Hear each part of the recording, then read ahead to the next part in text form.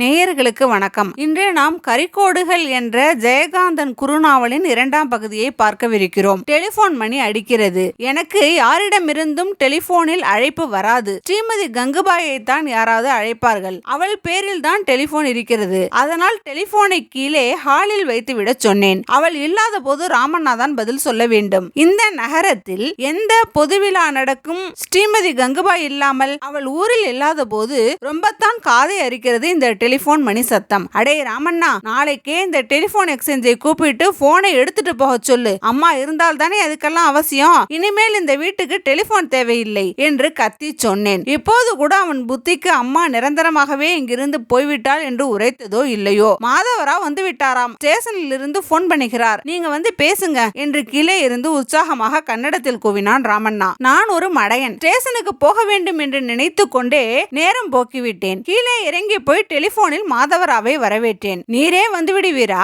ஒரு ஆட்டோ வைத்துக் கொண்டு வந்துவிடும். பஸ்ல வேண்டாம். அட்ரஸ் சொன்னால் அதுவும் சமூக சேவகி கங்குபாய் வீடுன்னா தெரியாத ஆட்டோ ரிக்ஷாக்காரன் பெங்களூருவிலேயே கிடையாது. சீக்கிரம் வாரும், உமக்காக காத்து கொண்டே இருக்கிறேன். ஸ்டேஷனுக்கு புறப்பட்டேன். உம்மா போன் வந்தது, வாரும் என்று சொல்லிவிட்டு வீட்டின் முன்னால் உள்ள தோட்டத்தில் வந்து உட்கார்ந்து கொண்டேன். தெருவில் ஆட்டோ ரிக்ஷா வருவது இங்கே இருந்து பார்த்தாலே தெரியும். குளிருக்கு இளம் வெயில் சுகமாக இருந்தது. இங்கே எதிரில் கிடக்கும் அந்த பிரம்பு நாற்காலியில் தான் கங்கு உட்கார்ந்து கொள்ளுவாள். உள்ளநூல் பந்தை மடியில் போட்டுக்கொண்டு பின்னல் வேலைகள் பண்ணுவாள். பேப்பர் படிப்பாள், எழுதுவாள். காலையிலும் மாலையிலும் நாங்கள் இங்கே உட்கார்ந்து கொண்டு பேசுவதையும் பத்திரிகை படிப்பதையும் தெருவிலே போகிறவர்கள் பார்ப்பார்கள். அவளுக்குத்தான் நிறைய பேரை தெரியுமே. குட் மார்னிங், குட் ஈவினிங் சொல்லி அழுத்து போகாதோ? 2-3 நாட்களாக நான் தனியாக உட்கார்ந்திருப்பதை பார்த்து அவர்கள் என்ன நினைத்துக் கொள்கிறார்களோ? நான் தலையை நிமிர்த்தி பார்த்தால் தானே அவர்களது சிநேகிதியை பற்றி என்னிடம் விசாரிக்க முடியும். கங்குவுக்கு எல்லா வயதிலும் சிநேகிதிகள் உண்டு. தெருமுனையில் ஆட்டோ ரிக்ஷா சத்தம் கேட்கிறது. கையில் ஒரு தோல்பை, ஒரு ஜமுக்காலம் கதர் ஜிப்பா, தமிழர்கள் கட்டுகிற மாதிரி தட்டு சுற்று வேஷ்டி, கருப்பு பிரேமிட்ட கண்ணாடியுடன் கைகளை கூப்பி நமஸ்கரித்தவாறே மிக எளிமையான மனிதனாக இந்த மாபெரும் எழுத்தாளர் நம் வீட்டு வாசலில் வந்து இறங்கும் போது ஸ்ரீமான் ராமண்ணாவின் புண்ணியத்தால் ஒரு வரவேற்பு கூட்டமே இங்கே கூடிவிட்டது. ஒரே கன்னட இறைச்சல். ஒவ்வொருவருக்கும் நமஸ்காரம் செய்து ஒவ்வொருவரும் கேட்கிற அவசர கேள்விகளுக்கு நிதானமான புன்னகையுடன் பதில் சொல்லி அதில் எண்ணமாய் நகைச்சுவை இழைந்து அந்த ரசிகர்களை குபீர் குபீர் என்று சிரிக்க வைக்கிறது. சில குழந்தைகளுக்கு ஆட்டோகிராஃபில் கையெழுத்திட்டு அவர்களை எல்லாம் அனுப்பிய பிறகு அந்த ரசிகர்களை வேடிக்கை பார்த்தேன். அதில் சிலர் என்னிடம் வந்து கங்குபாய் இல்லையா என்று ஆர்வத்துடன் விசாரிக்கிறார்கள். ஊருக்கு போயிருக்கிறாங்க அம்மா என்று ராமண்ணா எனக்கு உதவியாக வந்து பதில் சொல்லிவிட்டு, இப்பத்தானே ரயிலில் இருந்து வந்திருக்கிறார், கொஞ்சம் சிரம பரிகாரம் பண்ணிக்கொள்ள வேண்டாமா? ஸ்ரீமான் மாதவராவ் இங்கேயே சில தினங்கள் தங்கியிருப்பார். நீங்கள் அப்புறம் அவகாசமாக வந்து பார்க்கலாம் என்று கூட்டத்தினருக்கு மறு அழைப்பு விடுத்தவாறே, நான் தான் நாளைக்கு ஒருடன் இங்கே இருக்க முடியாது போலிருக்கிறது என்று முனகியவாறே மாதவராவின் பையையும் படுக்கையையும் தூக்கி கொண்டு உள்ளே போனான். மாதவராவின் தோள் மீது கை போட்டு உள்ளே அழைத்து கொண்டு வருகிறேன். எவ்வளவோ காலமாகிறது மாதவா, நீ அப்படியே இருக்கிறாய். தலை கூட நரைக்கவில்லை. நான் எப்படி இருக்கிறேன்? படு கிழமாகி விட்டேனா என்று நிஜமாக என்னை பற்றி அவனிடம் தெரிந்து கொள்ள வேண்டும் என்ற ஆர்வத்துடன் கேட்கிறேன். அவன் என்னை தீர்க்கமாக ஒரு முறை பார்த்து புன்னகையுடன் சொல்கிறான், சுவாமி, உங்களுக்கு தலை மட்டும் நரைத்து விட்டது. ஆனாலும் அன்று போலவே இளைஞராகத்தான் இருக்கிறீர்கள். நீர் சொன்னால் அது சத்திய வாக்கு என்று நிறைவுடன் என் மனம் குதூகலிக்கிறது. இளமை ரொம்பவும் குதூகலம் தருகிற விஷயம்தானே. அதை இழந்து விடுவதற்கு வயதுதான் காரணமாக இருக்க வேண்டும் என்பதில்லை. முதுமை என்பது இளமைக்கு எதிர்மறை என்று நினைப்பது சரியல்ல.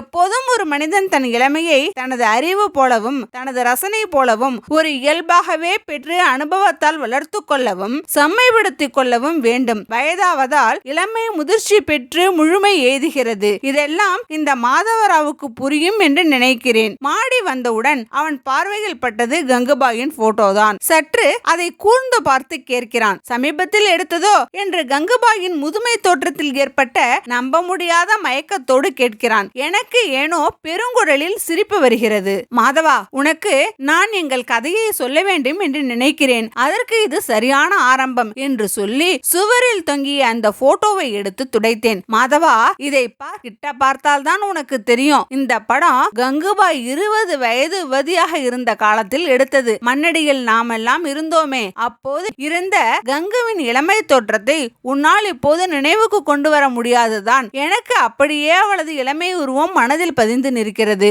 இந்த படத்தில் மீது நான் சில கரிக்கோடுகளை இழுத்து நீ 50 வயதில் இப்படித்தான் இருப்பாய் என்று சொன்னேன். அந்த படத்தையும் அதன் மீது எனது கற்பனையில் குழைந்த அவளது முதுமையை நான் வரைந்திருந்ததையும் பார்த்து அந்த காலத்தில் கங்கு எப்படி ஆச்சரியப்பட்டாள். இதை ஒவ்வொருவரிடமும் கொண்டு போய் காண்பித்தாள். நான் ஏன் இது போல அவளது இளமை தோற்றத்தை முதுமையின் கரிக்கோடுகளை வரைந்து பார்த்தேன் தெரியுமா? இப்போது மட்டும் இல்லையடி பெண்ணே, நீ இது போன்று நரைத்து திரைத்து போகிற காலத்திலும் நான் உன்னை காதலிப்பேன் என்று சொன்னேன். மாதவா, நன்றாக பாரேன். காலம் வரைகிற அந்த கரிய நிழல்களை நீக்கிவிட்டு உன்னால் இந்த படத்தின் இளமையை பார்க்க முடிகிறதா என்றேன். மாதவராவ் போட்டோவை வாங்கி ஜன்னல் வழி வீசிய சூரிய வெளிச்சத்தில் வைத்து பார்த்தான். ஆமாம் சுவாமி, தெரிகிறதே, போட்டோவின் மீது வரைந்து விட்டீர்கள். இதை மறுபடியும் இளமையாக்க முடியாதோ என்று கேட்டேன்.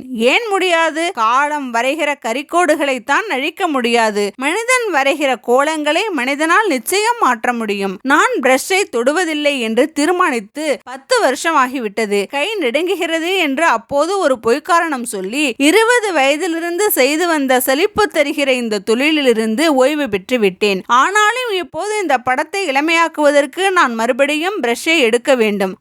பார்ப்போம். ராமண்ணா மாதவராவ் வருகையை கொண்டாடுவதற்கு பிரமாதமாக விருந்து தயாரித்து விட்டான். அவன் மாடிப்படி ஏறி வருகிற சத்தத்தை கேட்டே வாரும் கீழே போகலாம், சாப்பிட்டு விட்டு நிறைய பேசலாம் என்று மாதவனை அழைத்து கொண்டு வந்தேன். மாதவராய் என் மகனை பற்றி மகளை பற்றி எல்லாம் விசாரித்தான். தான் வந்திருக்கிற பொழுது கங்குபாய் இல்லாததற்காக ரொம்பவும் குறைபட்டு கொண்டான். அவள் கோபித்து கொண்டு என்னை விட்டு பிரிந்து போயிருக்கிறாள் என்கிற விஷயம் அவனுக்கு தெரியாது. இந்த ராமண்ணா ஏதாவது உளறி வைக்காமல் இருக்க வேண்டும். ராமண்ணா தான் நாளைக்கு மைசூருக்கு மூட்டை கட்ட போகிறானே. பெங்களூரில் சாப்பிட ஹோட்டல்களா இல்லை? என்ன ராமண்ணா, நீ நாளைக்கு புறப்பட தயார் பண்ணு. அதுக்கப்புறம் தான் எங்க பிரயாணத்தை பத்தி நாங்க திட்டம் போடணும் என்றேன். ராமண்ணா ஊருக்கு போகிறாரா? மைசூருக்கா? அங்கே யார் இருக்கா என்று சாப்பிட்டு கொண்டே அவனை விசாரித்தான் மாதவராவ். மைசூர் தான் எனக்கு சொந்த ஊர். அங்கேதான் எல்லா பந்துக்களும் இருக்கா. இந்த மாதிரி சந்தர்ப்பத்துல போனாதான் உண்டு.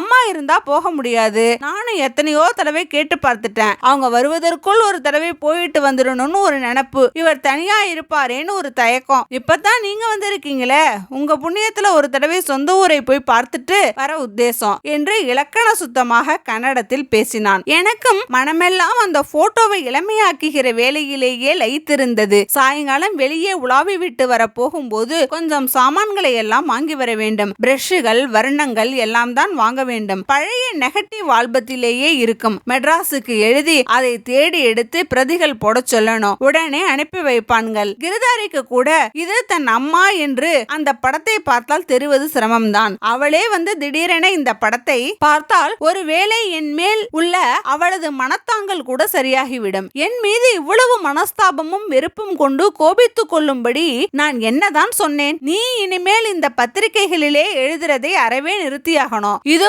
உனக்கோ நமக்கோ கௌரவமா இல்லேன்னு என் நண்பர்கள் எல்லாம் சொன்னதுனாலே தான் நானும் இப்படி உன்னை கட்டுப்படுத்த வேண்டி இருக்கு. இதையெல்லாம் நியாயப்படுத்த தகுந்த காரியமா எனக்கு தோணல. உங்களுக்கு தெரியாத, உங்களுக்கு சம்பந்தமில்லாத விஷயங்களில நீங்க அனாவசியமா தலையிட வேண்டாம்னு அவள் ஆங்காரமாய் வாதம் பண்ணினாள். அவள் குரலும் வசைகளும் அழுகையும் எனது உறுதியை குலைக்கவில்லை. என்னை கல்யாணம் செய்து கொள்வதற்காக துறந்த தன்னுடைய மனுஷால்களையும் இவளது மகன் மகளையும் கூப்பிட்டு நியாயம் கேட்க போகிறாளாம். என் அபிப்பிராயத்தை, என் விருப்பத்தை நான் சொன்னேன். சொன்னால் கேட்பாய் என்கிற நம்பிக்கையில் சொன்னேன். கேட்டால் கேள், கேட்காவிட்டால் விடேன். இதற்கென்ன இவ்வளவு ரகலை என்று நான் உதறினாலும் அவள் விடுவாளா? மாதவராவும் நானும் சாப்பிட்டு முடிக்கிற வரை அவன் என்னென்னவோ விஷயங்கள் குறித்து உற்சாகமாக பேசிக் கொண்டிருக்கிறான். என் மனதில் கங்குபாயை பற்றிய எண்ணங்களே குடைந்து கொண்டிருக்கின்றன. இவன் தான் இதற்கெல்லாம் காரணம். அவன் என்னமோ எழுதுகிறான், எதையோ வாங்கி கட்டி கொள்கிறான். நமக்கென்னவென்று தானே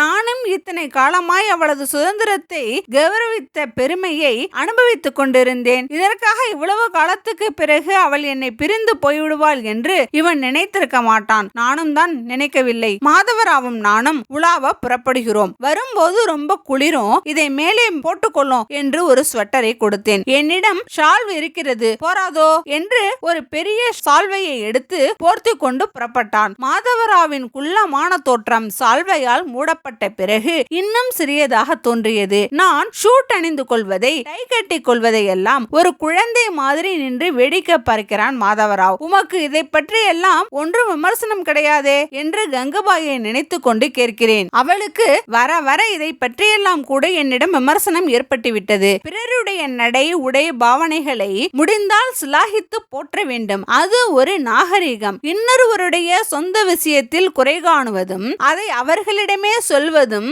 சின்ன புத்தி அல்லவா? நான் அந்நிய மோஸ்தரில் உடை அணுகிறேன் என்றால் இன்று நேற்று வந்த பழக்கமா அது? இவளை போல நான் ஒன்றும் தலைக்கு கருப்புமை பூசிக்கொள்வதில்லையே. இவளுக்கு தலை பூராவும் 40 வயதிலேயே பஞ்சாகிவிட்டது. ஆனால் கரேல் என்று அதீதமாகவே இளமை கொழிக்கும்படி இவள் பண்ணிக்கொள்கிற அலங்காரத்தை நான் எந்த காலத்திலும் குறை சொன்னதே இல்லை. அதுவும் இல்லாமல் பெண்டாட்டி இளமையாக இருப்பதில் புருஷனுக்குத்தானே அதிக சந்தோஷம். இவளாக நினைத்துக் கொள்கிறாள். இவள் டை போட்டுக் கொள்வது எனக்கு பிடிக்கவில்லை என்று. என்ன அநியாயம் இது? நான் இவளை அதற்காக எவ்வளவு உற்சாகப்படுத்தி இருக்கிறேன். உனக்கும் ரொம்ப பொருத்தமா இருக்கிறது. உனக்கு முகம் எப்பவும் இளமையாகத்தான் இருக்கிறது. அதனால் உனக்கு இது பொருத்தமாகவும் இருக்கிறது. நீ ஒன்றும் நான் படத்தில் வரைந்தது மாதிரி இப்போது இல்லை. இது தானடி கலையின் மகத்துவம். சில வெள்ளை கோடுகளும் சில கருப்பு கோடுகளும் மனிதனின் தோற்றத்தை முதுமையாகவும் காட்டும், இளமையாகவும் காட்டும். கோடுகளை எங்கே வரைகிறோம் என்பதை பொறுத்தது அது. இந்த படத்தில் நான் வெள்ளை வைத்த இடங்களில் எல்லாம் நீயே கருப்பை பூசிவிட்டால் இந்த படத்துக்கு கூட இளமை தோற்றம் வந்துவிடும். இதை செய்வதற்கு பேர்தான் கலைத்திறம். அழகாக இருப்பதற்கு வெட்கப்படலாமோ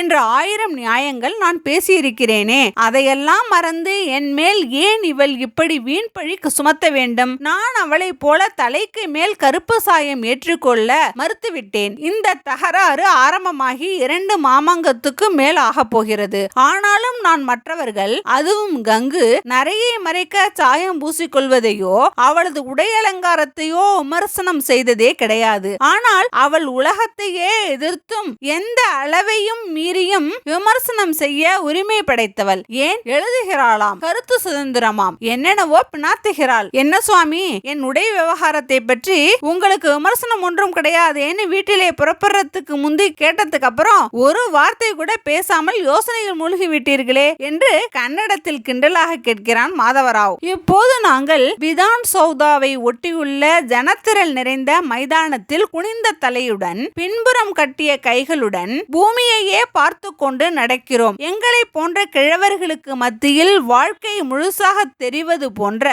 ஒரு திருப்தியுடன் நான் நிமிர்ந்து நின்று இடுப்பில் கையூன்றி நந்தவனத்தில் ரீங்காரம் செய்யும் வண்ணத்து பூச்சிகளின் கூட்டத்தை ரசிக்கிற மாதிரி எல்லா பருவத்து மனிதர்களையும் வியந்து வியந்து பார்க்கிறேன். இப்படி மனிதர்களை பார்த்து வியப்படைகிற அனுபவம் குழந்தை பருவத்தில் தொடங்கி இந்த பருவத்திலும் பல பரிணாமங்களில் கூடியிருக்கிறதே அல்லாமல் குறையவில்லை. இது ஒரு குறையா நிறையா? ஓய் மாதவராவ், நீர் காதலித்திருக்கிறீரா என்று கேட்டுவிட்டு அந்த காலத்தில் ஒரு நாள் கதவை தட்டி கொண்டு அரைவாசலில் வந்து நின்ற இவனது இளமை தோற்றத்தையும் அன்று இறந்து போன எனக்கு முகம் தெரியாத இவனது மனைவியையும் நினைத்து பார்க்கிறேன். நான் ஏதாவது இங்கிதமற்று கேட்டுவிட்டேனோ? அவனது புதையுண்ட துயரங்களை கிளறிவிட்டேனோ?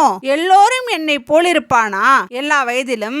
அதுவும் இந்த வயதில் இவன் என் காதலை பற்றி கேட்கிறானே என்று இவன் தப்பாக எதையாவது புரிந்து கொள்வானோ? மாட்டான். ஆண்கள் எதையும் தப்பாக புரிந்து கொண்டாலும் திருத்தினால் ஏற்றுக்கொள்வார்கள். இவன் அனுபவமும் அறிவும் உடையவனாயிற்றே என்ற யோசனையுடன் பக்கத்தில் திரும்பி அவனை பார்த்தேன். இல்லை, நீங்கள் கேட்கிற அர்த்தத்தில் நான் பெண்களை காதலித்ததில்லை என்றான் மாதவராவ். அவன் சொன்ன பதிலின் தோரணை நான் என்ன பொருளில் கேட்கிறேன் என்பதை பிசிறில்லாமல் புரிந்து கொண்ட தெளிவுடன் ஒலித்தது. உன் மனைவி இறந்த போது உமக்கு என்ன வயசு இருக்கும்? 26. அதன் பிறகு உமக்கு ஒரு பெண்ணின் துணை வேண்டுமென்று தோன்றவே இல்லையா? இல்ல சுவாமி, அதற்கான சூழ்நிலை ஏற்பட்டிராது.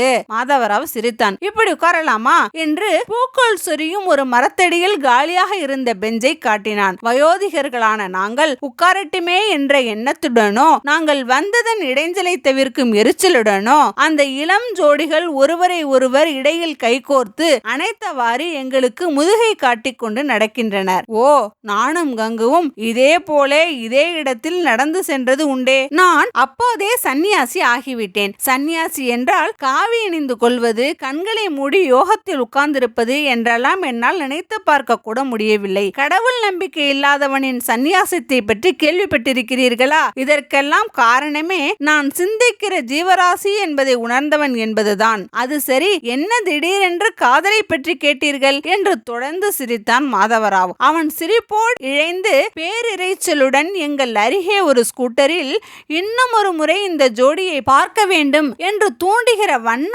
ஆடைகளோடு ஒரு காட்சி வேகமாக நகர்ந்து மறைந்தது. ஏதோ காதலின் மயக்கத்தில் தங்களை மறந்து உல்லாசமாக பறக்கும் இந்த பறவைகளின் மீது காலம் வைத்திருக்கும் குறியை கண்டு நகைக்கும் ஒரு சன்னியாசியின் சிரிப்பில் ஒரு லயமும் இல்லை, ஒரு அழகும் இல்லை. அது என்ன சிரிப்பு? மனதளவில் இளம் வயதிலேயே சந்நியாசம் கொண்டவன் தான் இப்படி சிரிக்க முடியும். மனதளவில் கூட இந்த வயதிலும் சந்நியாசம் கொள்ள முடியாத, விரும்பாத, அதை ஒப்புக்கொள்ளாத நான் இந்த சந்நியாசியின் உள்ளத்தை எண்ணி பெருமூச்சு விட்டேன். எனக்கு இந்த பெருமூச்சில் தான் சந்தோஷம். இவனை பார்க்க எனக்கு பரிதாபமாகத்தான் இருக்கிறது. ஒரு வகையில் ராமண்ணாவும் ஒரு சன்னியாசி தான், ஆனால் முழு மூடன், அசடன். அதை போய் ஒரு அனுகிரகம் என்கிறாள் கங்கு. நம்ம வீடு இருக்கிறதே, அத்தனை பேரும் கிழவர்கள் தான் என்றாலும் அவர்களில் ஒருவனாக சேர முடியாத கிழவன் நான். இது எதனால்? எனக்கு சன்னியாசியின் துறவு மனம் எதிலும் இல்லை. அந்த அர்த்தத்தில் தான் நான் ஒரு கலைஞன். ஓவியம் வரைஞ்சதுனாலேயோ போட்டோகிராபரா இருந்ததுனாலேயோ இல்ல, நான் இவளை ஒரு கலைஞனை போல காதலித்தேன். அதற்கு இணையாக நான் எந்த கலையையும் நேசிக்கவில்லை. அப்படி நேசிக்க தகுந்த கருத்தோ சித்தாந்தமோ கூட என் நிலவில் ஏதும் எனக்கு இருந்ததில்லை. எனக்கு எல்லாமே இவளேதான். இத்தனை காலத்துக்கு பிறகும் இதை புரிந்து கொள்ளாது அதற்காகவே என்னை அவமதிக்கிற, இப்போது பிரிந்தே போய்விட்ட இவள் மீது எனக்கு இவ்வளவு பலவீனம் எதற்கு என்றுதான் யோசிக்கிறேன். ரொம்ப உணர்ச்சி வசப்பட்டு பேசினாலும் இந்த பொது இடத்தில் என் குரல் உயராமல் கங்குபாயோடு பேசிக்கொண்டா சமயத்தில் பிராண்டி கொண்டு உட்கார்ந்திருப்போமே, அப்போது போலவே இப்போதும் ஒரு மந்திரஸ்தாயியில் மாதவராவிடம் பேசிக்கொண்டே ஒரு சுருட்டை பற்ற வைக்கிறேன். மாதவராவ் ஒரு மாதிரியாக என் மனோநிலையையும் எனது குடும்ப நிலையையும் யூகித்து விட்டிருப்பான். நீர் எழுதியிருந்தீரே கடிதம், யோசித்து பார்த்ததில் அவ்விதம் ஒரு தீர்மானத்தை என் மனைவி எழுதுகிற விஷயமாய் எனது கண்டிப்பை நான் செய்யாமற் போனதற்கு காரணம், எனக்கு இந்த இலக்கிய விவகாரங்கள் ஒன்றும் தெரியாது, அதுவும் உமது பாஷையும் தெரியாது என்பதால் தானே. ஆனாலும் அப்படி ஒரு யோசனை உம்மிடமிருந்து வந்ததாக நான் அவளிடம் சொல்லவில்லை. அடடா, அதுதான் சுவாமி, தப்பு செய்து விட்டீர்கள் என்று பொடி போட்டவன் மாதிரி கையை உதறிக்கொண்டான் மாதவராவ். நீங்கள் ஒப்புக்கொள்வீர்களோ மாட்டீர்களோ, ஸ்ரீமதி கங்குபாய் திறமை வாய்ந்த ஒரு எழுத்தாளர் தான். என்ன அற்புதமான கதைகள் எழுதியிருக்கிறார். நீங்கள் மட்டையடியாக அவர்களை ஏதாவது சொல்லிவிட்டீர்களோ என்று எனக்கும் சந்தேகம் உண்டாகிறது. நான் உங்களுக்கு தனிப்பட்ட முறையில் இவ்விதம் அபிப்பிராயப்படுகிறேன் என்று எழுதியதற்கு காரணம், உங்களுக்கு கன்னட இலக்கிய விவகாரங்கள் ஒன்றும் தெரியாதே என்பது ஒன்று. நானே இவ்விதம் அபிப்பிராயப்படுகிறேன் என்று நீர் அவர்களிடம் தெரிவிக்க இது உதவியாக இருக்கட்டும் என்பதுதான் அந்த கடிதத்தின் இன்னொரு நோக்கம். நீங்கள் அந்த விஷயத்தை ஏன் தான் ஸ்ரீமதி கங்குபாயிடம் மறத்தீர்களோ என்று மறுபடியும் சிரிக்கிறானே. இவனுக்கு தெரியாது அவள் குணம். அவள் என்னை எவ்வளவு தப்பாக புரிந்து கொண்டாலும் நிந்தித்தாலும் பரவாயில்லை. நான் மதிக்கும் மகா இலக்கியகர்த்தாவான மாதவராவையும் அவள் தனது அகங்காரத்தால் பழித்துவிடக் கூடாதே என்று தானே அந்த விஷயத்தை நான் மறைத்தேன் என்பதை இவனுக்கு புரிய வைக்க முயன்றால் கங்கு ரொம்ப கெட்டவள் என்று முடிவுக்கு இவன் வந்து விடுவானே. அதை விட நான் பொய் சொன்னதுதான் இதற்கெல்லாம் காரணம் என்றே இவன் நினைத்து கொள்ளட்டும், அதுவே தேவலாம். அவள் அந்த கடிதத்தில் என்னவெல்லாம் எழுதி இருக்கிறாள், அவளது நிஷ்டூரமான குற்றச்சாட்டுகளை இன்னொருவர் படிக்க விடலாமா என்ற தயக்கத்தில் தான் இப்போதும் அதை இவனிடம் நான் காட்டுவதற்கு ரொம்ப யோசிக்கிறேன். அந்த கடிதம் இப்போது எங்கு இருக்கிறது? அவள் எழுதி வைத்துவிட்டு போனாலே அந்த ரைட்டிங் பேட் அட்டையின் மீது கிளிப்பில் சொருகி அப்படியே தான் இருக்கிறது. மாதவராவின் துணை கிடைத்த இந்த 2 நாட்களில் தான் அந்த கடிதத்தை நான் படிக்காமல் இருக்கிறேன். ஆனாலும் நினைக்காமல் இருக்க முடிகிறதோ? அந்த கடிதம் ரொம்பவும் கடுமையானது. என்னை தவிர இன்னொருவர் அதை படிக்க நேர்ந்தால் என் மீது பரிதாபமும் அவள் மீது தப்பபிப்பிராயமும் கொள்ளாமல் இருக்க முடியாது. ஆனால் எனக்கு அவள் மீது அவ்வித மனத்தாங்கல் ஏதும் அந்த கடிதத்தின் காரணமாக ஏற்பட்டு விடாது என்பதை யாரும் புரிந்து கொள்ள மாட்டார்கள். புரிந்து கொண்டாலும் அதை எனது பலவீனம் என்றுதான் எண்ணுவார்கள். அவளும் அப்படித்தான். அவள் மீது எனக்கு இருக்கும் அன்பை எனது பலவீனம் என்று கருதுகிறாள். அதனால் என்ன? அப்படித்தான், அது எனது பலவீனமாகவே இருந்துவிட்டு போகட்டுமே. அது ஏன் இன்னொருவருக்கு? அவர் யாராகத்தான் இருக்கட்டுமே, எங்களை தவிர ஏன் மற்றவர்களுக்கு தெரிய வேண்டும்? அவள் என்னை அவ்வளவு கடுமையாக தூஷணை செய்து எழுதிவிட்டு போன அந்த கடிதத்தை நான் யாருக்கும் காட்ட மாட்டேன் என்றுதானே அவள் அவளே நம்பியிருப்பாள். அந்த நம்பிக்கையை நான் சிதைக்கலாமா? மேலும் எனது மனைவியை பற்றி இன்னொருவர் தப்பபிப்பிராயம் கொள்ள நான் காரணமாகிவிடக் கூடாது அல்லவா? அவளே காரணமாகி பத்திரிகைகளில் தன்னை பற்றி தப்பபிப்பிராயத்தை ஏற்படுத்திக் கொள்ள வேண்டாம் என்று அவளோடு சண்டை பிடித்துக் கொண்டிருக்கிற நானே எப்படி அந்த தப்பை செய்யலாம்? ஒரு அந்நியனிடம் மனைவியின் கடிதத்தை தந்து குற்றம் சாட்டுவதாவது அது எனக்கு பொருத்தமான காரியமாக படவில்லை. அந்த கடிதத்தை மாதவராவ் படிக்க வேண்டுவது அவ்வளவு முக்கியமானது அல்ல என்று தீர்மானித்துக் கொள்கிறேன். மாடி ஹாலில் ஒரு மேஜைக்கு மேலே அந்த கடிதம் அப்படியே தான் கிடைக்கிறது. மாதவராவும் நானும் மாடிக்கு போகிறோம். உலாவ போய்விட்டு வரும்போதே இரவு சாப்பாட்டை முடித்துக் கொண்டோம். இன்று காலை ராமண்ணா மைசூருக்கு போய்விட்டான். காலையில் எழுந்ததும் பக்கத்தில் உள்ள காபி ஹோட்டலுக்கு போய் தான் காபி குடிக்க வேண்டும் என்றேன். சுவாமி, அதை பற்றியெல்லாம் நீங்க ஒன்னும் கவலைப்பட வேண்டாம். இனிமே நான் தான் இங்கே ராமண்ணா. காலையில காபி எத்தனை மணிக்கு வழக்கமா நீங்க சாப்பிடுற பழக்கம் என்று கேட்டுக்கொண்டே தனது ஜமுக்கால படுக்கையை விரித்து சமணம் கட்டி உட்கார்ந்து கொண்டான் மாதவராவ். அந்த ராமண்ணா பயல் மாதவராவிடம் சமையல் ஏற்பாட்டை ஒப்படைத்து விட்டுத்தான் போயிருக்கிறான் என்ற விஷயம் எனக்கு புரிந்துவிட்டது. இதோ பாரு மாதவ், நீர் விருந்தாளியாய் வந்திருக்கிறீர். உமக்கேன் இந்த சிரமம் எல்லாம்? காலையில் கணக்கு தீர்த்து கொண்டு போக அஞ்சலை வருவாள். அவளை காப்பி போடவும் சமையல் செய்யவும் உதவிக்காவது வைத்துக் கொள்ளும் என்று இந்த மாதவராவின் மீதே மெய்யாகவே அன்பு மேலிட்ட காரணத்தால் அஞ்சலியின் சீட்டை கிழிக்காமல் இருக்கவும் தீர்மானம் செய்து கொண்டேன். மாடு போல உழைக்கிறவர்களை பார்த்தால் எனக்கு எப்பவும் மனம் நெகிழ்ந்து போகிறது. நீங்கள் காதலை பற்றி சொல்ல வந்ததை பார்க்கிலேயே விட்டுவிட்டீர்கள் என்று நினைவுபடுத்திவிட்டு கதை பேச வசதியாக படுக்கையில் சாய்ந்து உட்கார்ந்து கொண்டான் மாதவராவ். நான் அவன் எதிரே உள்ள உயரம் குறைவான இந்த கட்டிலில் உட்கார்ந்த நிலையில் இரவு விளக்கை பொருத்துவிட்டு அந்த வெளிச்சம் கண்களை உறுத்தாமல் அறையை குளுமையாக்குகிறேன். போட்டோ ஸ்டுடியோவில் இருக்கும் இருட்டறை மாதிரி இருக்கிறது என்று சொல்லிக் கொள்கிறான் மாதவராவ். நான் சுருட்டு பற்ற வைத்துக் கொண்டு கடிகாரத்தை பார்க்கிறேன். மணி இன்னும் 9 ஆகவில்லை. நானும் மாதவராவும் பேச ஆரம்பித்தால் 2 நாட்களாக தூங்க போகும் முன்பு மணி 1 ஆகி விடுகிறது. அவ்வளவு விஷயங்கள் பேசுகிறான் இவன். அதே மாதிரி என்னையும் பேச வைக்கிறான். இவனிடம் பேசிக் கொண்டிருப்பதில் எனக்கு ஒரு ஆறுதல் இருக்கிறது. இல்லாவிட்டால் இந்த வயதிலும் எனக்கு இறைவின் தனிமை ஏக்கம் தரத்தான் செய்கிறது. இதெல்லாம் கங்குவுக்கு தெரியும். தெரிந்தே இவ்வாறு என்னை துன்பப்படுத்த வேண்டும் என்பதற்காகவே அவள் என்னிடம் கோபித்துக் கொண்டு போய்விட்டாள். கோபித்துக் கொண்டால் என்ன, இப்படி போகலாமா? இதை சரி என்று சாதித்து அவள் 1000 நியாயங்கள் பேசுவாள். இதற்கு நியாயம் பேசி ஆக வேண்டியது என்ன? ஆமாம், நான் காதலை பற்றி உம்மை கேட்டேன். நீர்தான் சன்னியாசி என்று சொல்லிவிட்டீர். சன்னியாசிகளுடன் இதை பற்றி பேசி என்ன பிரயோஜனம் என்று விட்டுவிட்டேன். வேறு ஏதாவது பற்றி பேசலாம் என்றால் நீதான் ஆரம்பிக்க வேண்டும் என்றேன். இல்லை இல்லை, காதலை பற்றியே பேசலாம். நான் காதல் கதைகள் நிறைய எழுதியிருக்கிறேன். அதாவது காதலின் பிரச்சனைகள். உமக்கேது காதலின் பிரச்சனைகளும்? அதென்ன சுவாமி அப்படி சொல்லிவிட்டீர்கள்? அவரவர்களுக்கு ஏற்படுகிற அனுபவங்களையும் பிரச்சனைகளையும் அவர்களே எழுதுறதுதான் இலக்கியம்னா ஒண்ணுமே உருப்படாது. அதை இன்னொருத்தர் நடுநிலையில் இருந்து பார்க்கிறது தான், அதாவது நம்முடைய அனுபவமே ஆனாலும் அதை இன்னொரு பொது கண்ணோட்டத்தில் பார்க்கிறது தான் இலக்கிய பார்வை என்று இவன் விளக்குகிற போது அந்த இலக்கிய விஷயம் எனக்கும் புரிகிற மாதிரி தான் இருக்கிறது. ஆமாம், வாழ்க்கையை தனது நுகர்ச்சிக்காக மட்டும் என்று நினைக்கிற சாதாரண மனிதர்கள் எழுத ஆரம்பித்தால் தானே கங்குபாய்க்கு நேர்ந்த கதி நேர்கிறது. இந்த கால எழுத்தாளர் பலருக்கு அவர்கள் எந்த பாஷையில் எழுதினால் என்ன, எந்த பாலினமாக இருந்தால் என்ன என்று நானும் மாதவராவின் கருத்தை ஒரு அடிக்கோடிட்டு ஆமோதித்தேன். இந்த மாதிரி ஒருவரை ஒருவர் ஆமோதித்து சிலாகித்துக் கொள்கிற பண்பு பரஸ்பரம் இருந்தால் சம்பாசனையில் போகிற நேரம் எவ்வளவு சாரமுடையதாய் இருக்கிறது. உமக்கு நேரம் பார்த்து தூங்குவதில் ஏதாவது கண்டிப்பான பழக்கம் உண்டோ? நான் 2 நாளாய் தூங்க விடாமல் தொல்லை கொடுக்கிறேனோ? ஏனென்றால் கிழவர்கள் இந்த வயதில் எல்லாம் ரொம்ப கண்டிப்பாக இருப்பார்கள் இல்லையா என்று என்னை ஒரு இளைஞனை போல பாவித்துக் கொண்டு சிரிக்கிறேன். பரிகாசமாக கேட்ட போதிலும் என் வயதை ஒத்தவர்கள் யாரும் என்னை மாதிரி சித்தம் போக்கு சிவன் போக்கா இருப்பதில்லை என்று அறிந்த அனுபவத்தால் இவனை கேட்டேன். அப்படிப்பட்டவர்களுடன் சேர்ந்தால் அப்படி, உங்களை போன்றவர்களுடன் இருந்தால் இப்படி. நான் தான் சொன்னேனே, நான் ஒரு நாஸ்திகன். அதே சமயத்தில் உங்களை போன்றவர்களால் சன்னியாசி என்று கேலி செய்யவும் மதிக்கவும் படுகிறவன் என்று. பரவாயில்லை, உங்களுக்கு அப்படியெல்லாம் ஒன்றும் உறுத்தல் வேண்டாம். நானும் சுவாரஸ்யமாக பொழுது போகிற பட்சத்தில் இரவு பகல் பேதம் பாராதவன் தான்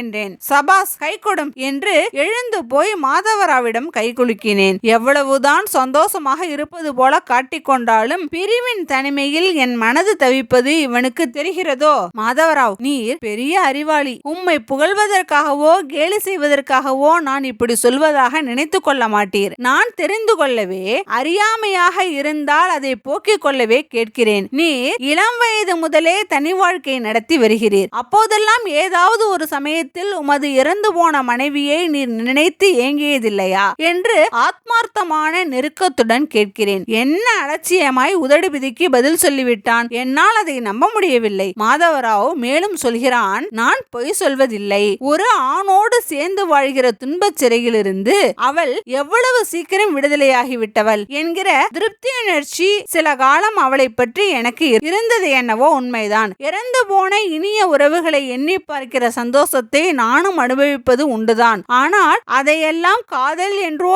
ஏக்கம் என்றோ புரிந்து கொள்வது என் வரையில் அசட்டுத்தனம். அவன் என்னவோ சொல்லிக் கொண்டே இருக்கிறான். என் மனதில் அவன் எடுத்த எடுப்பில் சொன்னானே, ஒரு ஆணோடு சேர்ந்து வாழ்கிற துன்பச் சிறையிலிருந்து அவள் விடுதலையாகிவிட்டாள் என்று. அந்த வார்த்தைகளே திரும்ப திரும்ப சுழல்கின்றன. ஒரு ஆணோடு சேர்ந்து வாழ்கிற துன்பச் சிறை. இவன் கன்னடத்தில் சொல்லிக் கொண்டிருக்கிற இந்த வார்த்தைகளைத்தான் அவள் அந்த கடிதத்தில் ஆங்கிலத்தில் எழுதி வைத்திருக்கிறாள். அந்த கடிதத்தை மாதவராவ் படித்திருக்க நியாயமே இல்லை. மாதவா, நீ இதை எங்கேயாவது எழுதியிருக்கிறாயா என்று அவன் பேசிக் கொண்டிருந்த விஷயத்தில் குறுக்கிட்டு குழப்பிவிட்டேனோ?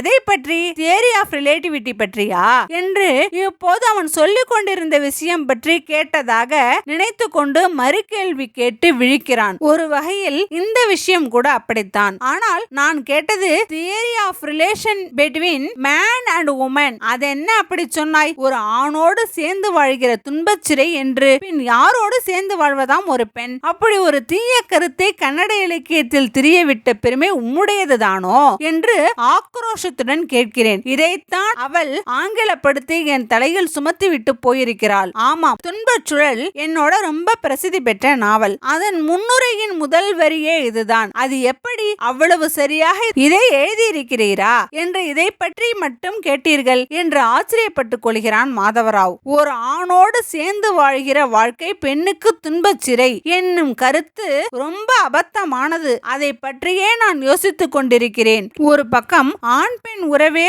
வாழ்க்கையின் லட்சியம் என்பது போல தம்பட்டமடித்து தெருவெல்லாம் பார்க்கும் இடமெல்லாம் அதையே பரத்தி கொண்டு நிற்கிற கேவலங்களும், இன்னொரு பக்கம் அதை நாகரீகம் என்றும், இன்னொரு பக்கம் அதை நரகம் என்றும், அந்த நரகத்திலிருந்து விடுபட துடிக்கும் பெண்களும் ஆண்களும் பரஸ்பரம் ஒருவரிடமிருந்து ஒருவர் விடுதலை கோரி நிற்பதும் என்ன விபரீத நிலை என்று நான் இதற்கு முன்பு கூட யோசித்திருக்கிறேன். அந்த நிலை என்னுடைய வாழ்க்கையிலேயே நேர்ந்தது எனக்கு நம்ப முடியாத ஆச்சரியம் தருகிறது. நான் அப்படி ஒரு துயரமான விதியை, இந்த நாட்டு பெண்களுக்கு ஏற்பட்டிருக்கும் கொடுமையை ஆழ்ந்து அறிந்து ஆராய்ந்துதான் அவ்விதம் எழுதினேன். இந்த கருத்தை ஒவ்வொருவரும் தங்கள் சொந்த வாழ்க்கையின் மீது பிரயோகித்துக் கொள்ள வேண்டும் என்ற நோக்கம் எனக்கு இல்லை. ஆனால் எந்த சொந்த வாழ்க்கையிலும் இந்த உணர்வு எல்லா பெண் மக்களுக்கும் ஏதோ ஒரு சமயத்திலோ அல்லது எப்போதுமோ தோன்றி நிரந்தரம் கொண்டு அவர் தம் அகவாழ்வில் உள்ளூர பிரதிபலிக்கத்தான் செய்கிறது. இது ஆண் மக்களுக்கு புரிவதில்லைதான். ஆண் எந்த நிலையிலும் ஒரு எஜமானன் தானே. கைதியும் அதிகாரியும் பொதுவாக ஒரே சூழ்நிலையில் வாழ்ந்தாலும் மனோபாவம் கைதிக்கு வேறாகவும் அதிகாரி என்கிற இன்னொரு மாதிரியான கைதிக்கு வேறானதாகவும் அமைய முடியும். அதுவும் நமது நவீன வாழ்க்கை ஆணை இரக்கமற்றவனாக மட்டுமல்லாமல் சக்தியும் நம்பிக்கையும் அற்ற சுரண்டல் அதிகாரியாக மாற்றி வருகிற கொடிய சமூக அவமானத்தை நீங்கள் உணர்கிறீர்களா? தன் மனைவி ரொம்ப அழகாக இருக்கிறாள் என்றால் அந்த அழகை கூட ஆதாயமாக்கி கொள்ளும் மனோபாவம் படைத்துவிட்ட இந்த காலத்து பண்பு பற்றி நீங்கள் அறிவீர்களா? இதை ஒரு எல்லை வரை அனுமதித்துவிட்டு அதன் பிறகு இந்த பண்பின் காரணமாக ஒரு பெண்ணின் கயாபிமானம் சீரழிவு நிலையை அடைகிற போது எவ்வளவு இளம் பெண்களுக்கு வாழ்க்கை பொய்த்து விடுகிறது என்று உங்களுக்கு தெரியுமா? முன்னே போல வரதட்சணை, வைதவியம், கூட்டு குடும்ப பிரச்சனைகள் இவை எல்லாம் தான் இப்போது பெண் கொடுமை என்று நினைத்து கொண்டிருந்தீர்களானால் நீங்கள் என்னதான் நவீனமாய் உடை உடுத்திக் கொண்டாலும் ரொம்ப பழைய காலத்து மனிதனாகத்தான் இருக்கிறீர்கள் என்று அர்த்தம் என்றான் மாதவராவ். இதெல்லாம் எனக்கு புரிகிறது மாதவ். ஆனால் நீங்கள் இந்த காரணங்களை எல்லாம் கணக்கிட்டு இப்படி ஒரு அபத்தமான முடிவுக்கு வருவது உங்கள் சொந்த வாழ்க்கையில் ஏற்பட்ட விரக்தியினால் தான் என்று நான் நினைக்கிறேன். வாழ்க்கைதான் உண்மை. சொந்த வாழ்க்கை என்ன, சொந்தமற்ற வாழ்க்கை என்ன? மனிதனுக்கும் சமூகத்துக்கும் ஏற்படுகிற உறவுதானே எல்லா சொந்தமும். சொந்த வாழ்க்கையில் இதை நரகம் என்று உணர்வது வருவதும் பொது வாழ்வில் இதையே சொர்க்கம் என்று நிறுவுவதும் பெண்களுக்கு ஏற்படுகிறது. சொந்த வாழ்க்கையில் இதை சொர்க்கமாக அனுபவிப்பதும் பொது வாழ்வில் துன்பச் சூழலில் சிக்கி தவிக்கும் நரகமாகவும் வாழ்க்கையை ஆண் பார்க்கிறான். இந்த முரண்பாடு இயல்பானது என்றோ மாற்ற முடியாதது என்றோ நான் அறுதியிட்டு சித்தாந்தம் எதுவும் வகுக்கவில்லை. ஒரு தனிமனித வாழ்க்கைதான் எழுதப்பட்டு இலக்கியமானால் பொது தன்மை கொண்ட சமூக பிரச்சனையாகி விடுகிறது. இதற்கு நாங்கள் என்ன செய்ய முடியும்? நீர் சொல்வது சரியாய்த்தான் இருக்கிறது என்று சுருட்டு அணைகிற வரைக்கும் மௌனமாக யோசித்திருந்த பின் மாதவராவிடம் கூறினேன். ஆம், ஆணுக்கு சொந்த வாழ்க்கை சொர்க்கமாக இருப்பதும் அதே வாழ்க்கை பெண்ணுக்கு நரகமாக இருப்பதும் எப்படி? வாழ்க்கை என்பது இருவரும் சேர்ந்து சம்பந்தப்பட்டதல்லவா? அவ்விதம் ஒருவருக்கு நரகமாகவும் ஒருவருக்கு சொர்க்கமாகவும் இருக்கிற வாழ்க்கை என்னவோ ஒன்றுதான். நீர் சொல்வதை ஒரு கருத்தாகவும் எல்லோர் வாழ்க்கையிலும் பிரயோகித்துக் கொள்ளவும் கூடாது என்கிறீரே, அந்த மட்டில் சரி. அவர்களுக்காக நாம் பரிதாபப்படலாம், மற்றபடி அது நாம் சம்பந்தப்பட்டதல்ல என்று ஒதுங்கி விலகிவிட்டால் ஏதோ ஒரு சிக்கல் இல்லாத வாழ்க்கையும் உண்டோ? சோதனையில் ஐயோ என் வாழ்க்கை சரியாகிவிட்டதே, நான் கைதியாகி விட்டேன், இதிலிருந்து விடுதலை வேண்டும் என்று புலம்புகிற நிலைமைக்கு பெண்தான் ஆக வேண்டும் என்பதில்லை. ஆண்களும் அந்த நிலைமைக்கு ஆளாகி விடலாமே, ஆளாகிறார்களே என்றேன். மணி 11 அடித்தது. எங்களுக்கு தூக்கம் வரவில்லை என்று சொல்ல முடியாது. தூங்க மனமில்லை. மாதவனை மாதிரி இருப்பது எப்படி?